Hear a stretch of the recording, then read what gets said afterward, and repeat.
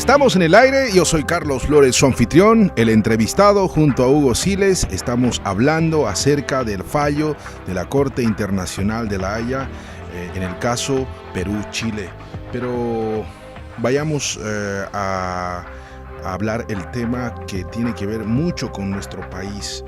El hecho de que Chile haya reconocido que en el 75, si no me equivoco es el abrazo de Charaña, Chile nos quería dar territorio por otro territorio, hacer un canje. Por favor, contextualizanos, Hugo, ¿y eso es positivo ante nuestra demanda que se está elevando allá en La Haya? Carlos, en realidad yo creo que la mayor fortaleza en el contenido de la demanda marítima boliviana en La Haya precisamente tiene que ver con todo el historial de los procesos de negociación existentes entre Chile y Bolivia para poder llevar adelante una solución a nuestro encierro, nuestra mediterraneidad provocada precisamente por Chile. Entonces se contabilizan momentos en la historia que tienen a integrantes y actores oficiales de ambos países en negociaciones, conversaciones que se dieron en el tiempo. Uno de esos es el llamado abrazo de Charaña o las negociaciones de Charaña en los gobiernos de facto militares de Augusto Pinochet y el general Hugo Banzer Suárez. Entonces, el que en este fallo de La Haya entre Chile y Perú por el conflicto limítrofe marítimo, que haya salido como referencia en el punto 136 del fallo, referido específicamente a las negociaciones de Charaña, estaba en todo caso esta referencia histórica presentada por Chile por una sencilla razón, o tal vez muy importante razón. Lo que quería Chile al presentar este ejemplo y esta referencia histórica era demostrar ante la Corte que el territorio de delimitación terrestre de Perú y Chile estaba consignado por un territorio que incluso en la negociación que había planteado Chile a Bolivia de cederle un territorio a cambio de otro,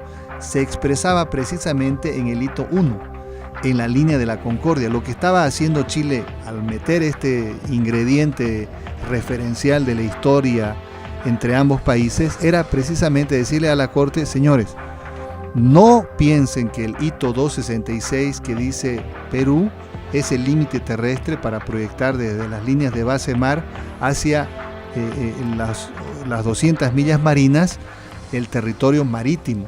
No, ustedes tienen que tomar en cuenta esta referencia que es el hito 1, porque precisamente miren cómo en la historia les ofrecimos nosotros a los bolivianos una salida y le dijimos sobre este territorio, y ahí está la delimitación que Chile pretendía mostrar. Indirectamente, al decir eso Chile, que eso también no lo esconde Chile, porque de alguna manera está consignado en la historia oficial de ambos países, hay documentos, hay una serie de informaciones, pero no deja de sorprender que aparezca en el fallo una referencia histórica que es precisamente la que se dio en el año 75, y era de que Chile le ofreció a Bolivia un corredor, una salida que se ubicaba entre la línea de la Concordia, el hito 1, y el casco norte de la ciudad de Arica. Entre ese territorio había más o menos unos 3.000 kilómetros cuadrados, que era lo que pretendía cederle Chile a Bolivia, pero por compensación de ese territorio que le cedía, medido en tierra y en mar, Chile pretendía un territorio similar. Cuando se fue a plantear, digamos, la posibilidad de ese canje territorial, obviamente que hubieron diferentes interpretaciones en ese momento, pero mayormente reacias a poder llevar adelante un proceso de canje territorial.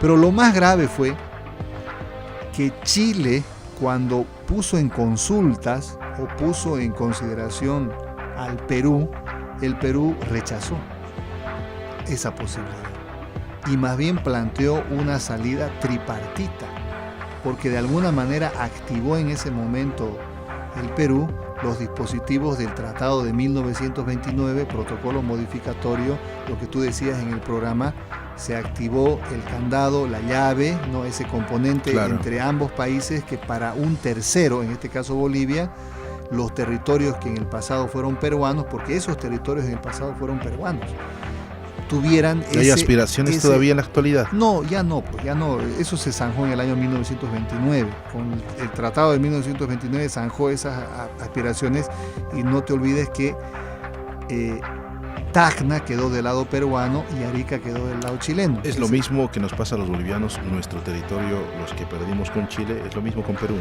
Sí, lo mismo con Perú, pero de alguna manera el Perú vio zanjada ya esa aspiración porque se hicieron tratados de límites como el de 1929, por lo menos en la parte terrestre, no marítima, por eso han ido a este litigio. Pero la diferencia entre Chile y Perú y Chile y Bolivia es que el Perú tiene una costa garantizada de acceso al litoral, al territorio marítimo, a la riqueza también pesquera, pero Chile conserva como 6.000 kilómetros o más de costas, y resulta que Bolivia no tiene acceso al mar. Entonces, para nosotros la situación de inconformidad, de insatisfacción, es mucho más manifiesta que la que podría tener Perú a lo largo de la historia con la necesidad de recuperar territorios. Es decir, es mayor nuestra necesidad porque el encierro nos postergó en cierta manera a depender de terceros países para nuestra salida al Océano Pacífico. Es decir, se ha contabilizado en términos económicos cuánto es lo que Bolivia ha perdido a lo largo de toda una historia desde la pérdida del acceso al Océano Pacífico, y sin duda que eso tiene un costo no solamente económico, material, sino hasta psicológico. Es decir, la guerra del Chaco.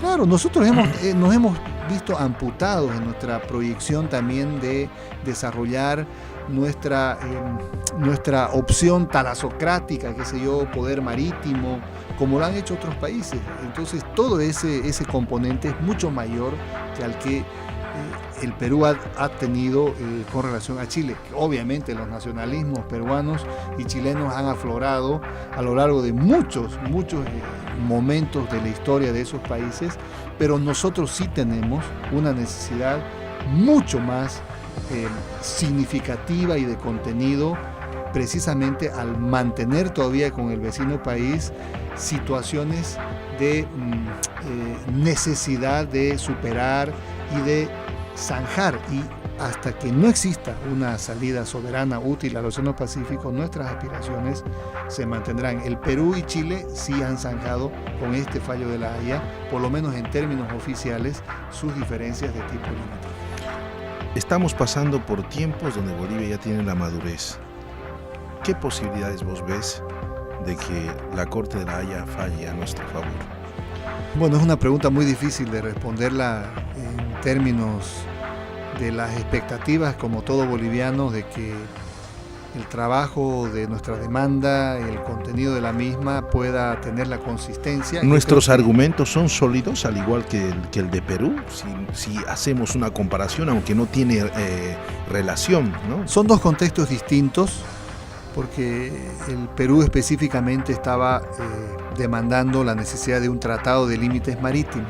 En el caso boliviano, estamos demandando a Chile la necesidad de que pueda sentarse a negociar una salida útil y soberana al Océano Pacífico en función de nuestros derechos expectaticios consignados por una historia de procesos de negociación, de ofrecimiento que ha hecho Chile para poder sacarnos del encierro en el cual precisamente este país nos motivó y nos llevó. Es decir, no es una cuestión de